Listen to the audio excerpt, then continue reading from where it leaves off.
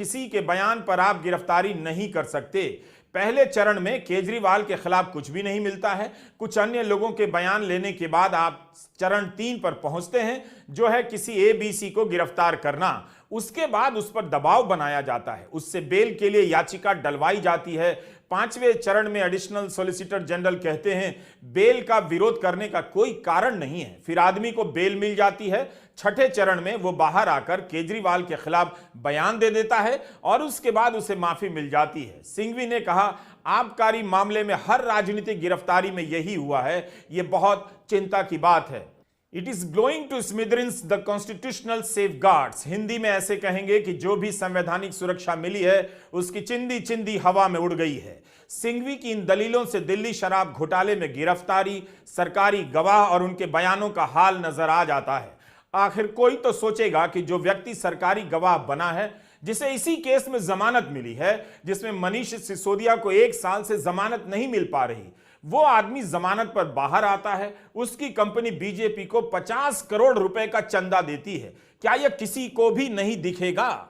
इसके बाद सिंघवी शराब घोटाले में गिरफ्तार और सरकारी गवाह बनने वाले राघव मगुंटा और शरद चंद्र रेड्डी के बयान की धज्जियां उड़ाने लगते हैं, जिसके आधार पर केजरीवाल की गिरफ्तारी हुई है। सिंघवी कहते हैं कि फरवरी 2023 में राघव को गिरफ्तार किया जाता है। उसने 4 बयान दिए, चारों में केजरीवाल का नाम नहीं लिया।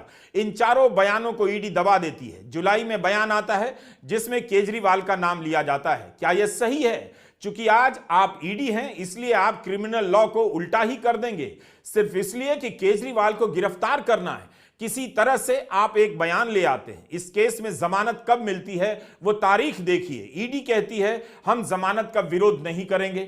आपने कितने ऐसे केस में कहा है जमानत का विरोध नहीं करेंगे? अंत में यह आदमी सरकारी गवाह बनता है और बेल मिल जाती है। इसलिए जब हर बात रिकॉर्ड पर है तो जवाब क्या देना है, यह तो हर चरण में साफ साफ दिख रहा है। इन्हें देखने की जरूरत है। अगर मुझे कोर्ट से संरक्षण नहीं मिलेगा तो मैं कहां जाऊंगा? संवैधानिक अधिकार का सबसे बड़ा संरक्षक है आर्टिकल 226। सिंघवी कहते हैं कि राघव मगुंटा को हिरासत में यातना दी गई। बाद में जुलाई 2023 में उनके पिता मगुंटा श्रीनिवासलू रेड्डी ने बयान दिया, जिसमें पहली बार केजरीवाल का हाथ होने की बात कही जाती है। इसके बाद बेटे को बेल मिल जाती है। इन बयानों का मतलब ही क्या रह जाता है? सिंघवी शरद चंद्र रेड्डी के बयान पर आ जाते हैं। कहते हैं इस बंदे ने कहा है कि पीठ में दर्द है और बेल मिल गई। पीठ के दर्द से बेल भी मिलती है।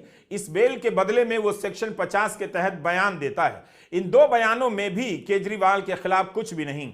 अब आते हैं गिरफ्तारी के बाद के बयान पर। रेड्डी गिरफ्तार होता है, 9 बार बयान देता है, मेरे बारे में कुछ नहीं कहता, लेकिन उसके एक भी बयान को 6 शिकायतों में शामिल नहीं किया जाता है। आप खुद उस बयान पर भरोसा नहीं करते और दबा देते हैं। ये मजाक नहीं तो और क्या है? 2 गवाह, जमानत मिलती है, सरकारी गवाह बनते हैं और केजरीवाल का नाम लेते हैं। पहले के बयान में केजरीवाल का नाम नहीं लेते, जमानत मिलने के बाद नाम लेते हैं। क्या यह अजीब नहीं?